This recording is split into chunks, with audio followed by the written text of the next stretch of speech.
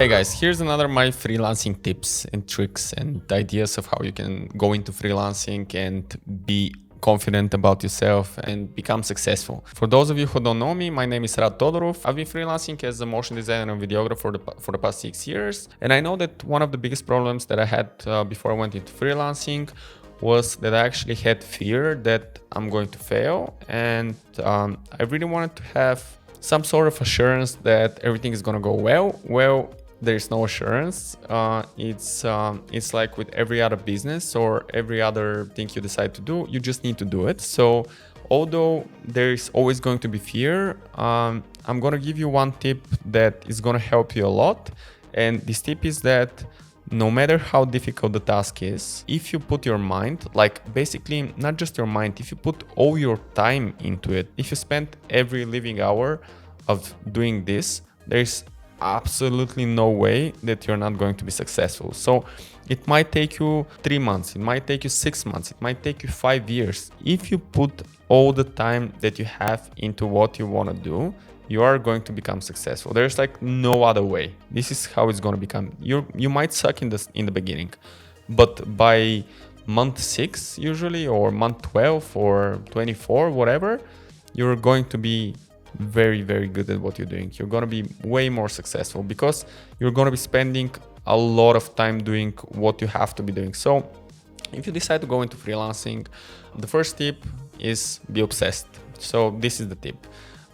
This is what I just shared with you. So if you're obsessed about what you're doing and you truly believe that if you spend all your time into it, you're going to be successful, you are going to be successful. This is how it works. Don't be fearful. Like the worst thing that could happen is that you're going to have to start a job. That's it.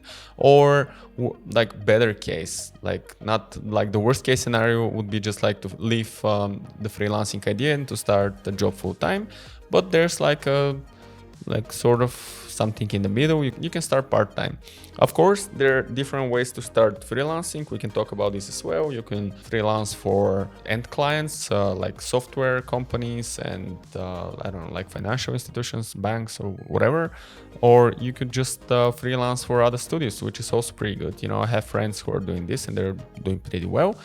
But anyway, just be obsessed about what you're doing. So this is tip 1. Tip 2 is once you go into freelancing, so I'm going to talk from my perspective. I'm a motion designer, so the second tip is to pick a service. You know, don't be too general about it. Of course, you're gonna get work from 1,000 places. You know, even now, I'm getting people asking me for videos, for animations, and for websites. And I've created all 3 in the past 6 years, and I didn't know how to create websites before I went into freelancing, but I had to create a website for myself. So that's how I learned how to create websites through WordPress. So people saw that I can create websites. Also, I'm always mentioning how I created this website, how I created this video, how I created this animation. So I am always talking about it. So people just naturally started asking me for websites and for videos and motion design. But the thing is that once you're going into freelancing, and I'm going to assume that you're a motion designer, I'm going to give you the 3 services you need to learn for motion design, videography, and web design if you want to earn enough money doing it as a freelancer. So for motion designers, this is going to be explainer videos. So explainer videos are very difficult to create. They take a lot of time, they take a lot of pre-planning, and they're generally difficult to make. So you're going to ask for more money when you're creating explainer videos. So these are going to be the higher ticket item in your service. Of course, you can create like lower ticket products, just social media posts and stuff like that. For videographers, it's gonna depend on the industry. If you are in the music industry, it's gonna be music videos. If you're in the corporate industry, which I am into, then it's going to be the corporate videos. So corporate videos are, again, not very long. They're usually about 2-3 minutes or something like that. So they cost a lot of money. So this is gonna be a very good service to offer. If you're a web designer, I don't know that much about web design. I'm just gonna share. I don't code, so I have no idea. But creating WordPress websites could be a very good business. You can earn pretty good money.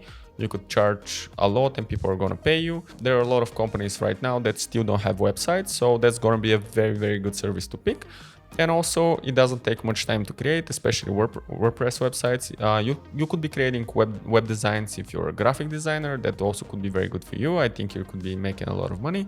I'm not that sure about graphic designers. I think they also earn a good amount of money with product designs, but I have no knowledge there, so you will have to pick this on your own, but I have pretty good knowledge about the first three that I mentioned. So the third tip is gonna be to build a very good presentation of your services. So this could be a website, this could be a PDF, this could be anything. It could be an Instagram profile, it could be a YouTube channel, it could be a Behance, it could be Dribbble, ArtStation, whatever. Just have the things that you're offering somewhere online. You know, sometimes I find projects through showing my work on Instagram.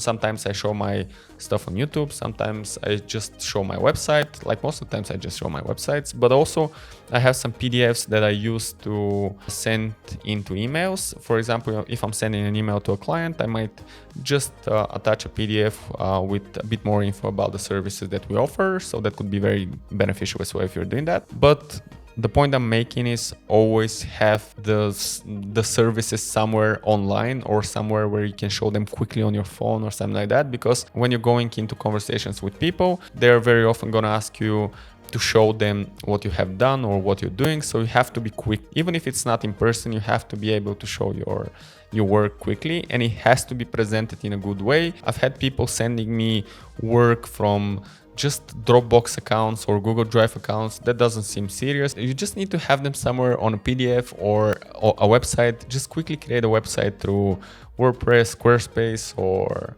I don't know, even Wix. I don't like Wix, but it's quick. Or you can just have Behance, you know, it's still better. Just have your services somewhere. I would argue that if you have a website, you're gonna seem more professional. So go for a website, in my opinion. But PDF is also good. And the fourth and last tip that is going to help you to become less fearful of freelancing is become annoying. So what I mean is that you have to be talking about what you're doing all the time. You have to be mentioning this to everybody you meet, and everybody you know should know that you're a freelancer and that you're an awesome freelancer. You're doing awesome videos or awesome animations or whatever you're doing, because this is going to bring you a lot of clients. You probably think that you have to run ads or you have to do something complicated. You don't.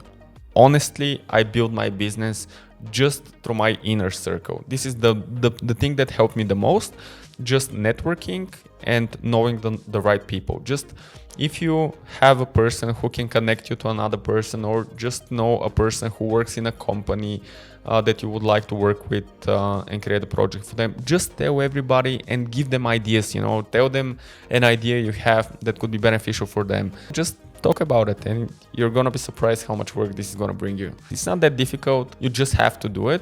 It's gonna take you probably a few months to start getting some projects. It took me 6 months, so you gotta be prepared to survive for a few months without a pay. So this is the downside of it, and I did it by working in a studio and saving. So I saved some money and I managed to go through the savings for 6 months.